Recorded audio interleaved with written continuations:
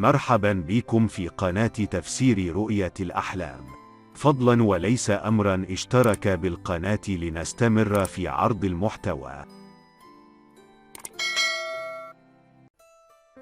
تفسير رؤية شخص يتجسس في المنام.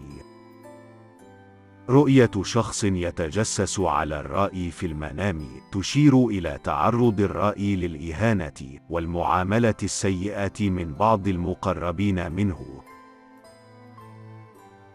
إذا رأى الحالم شخص يتجسس عليه في المنام، فهذا يشير إلى أن هذا الشخص في الواقع لا يحب الرائي، ويكن له الكثير من الحقد والحسد.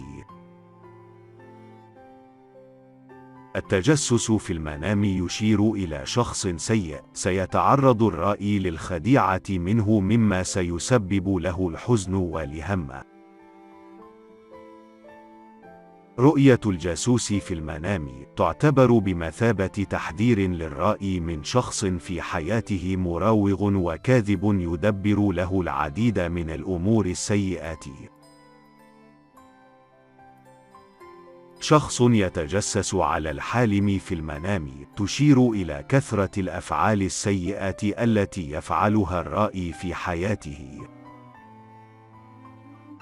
اكتشاف الجاسوس في المنام تعتبر هذه الرؤية بمثابة بشرى للرائي بمعرفة الشخص السيء الذي في حياته.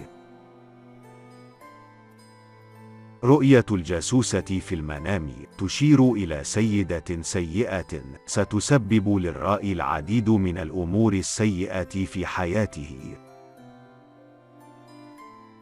الجاسوسة في منام الأعزب تشير إلى أنه سوف يتزوج من فتاة غير صالحة وخادعة.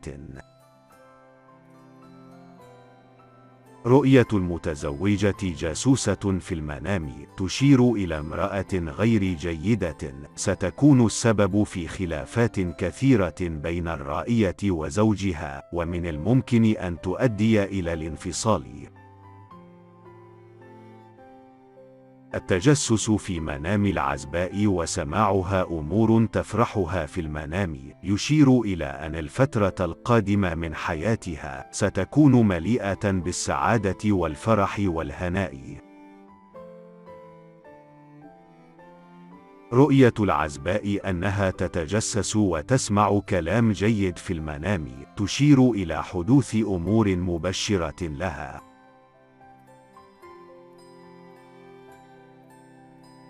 وبعد انتهاء الفيديو فضلا وليس أمرا اشترك بالقناة لنستمر في عرض المحتوى.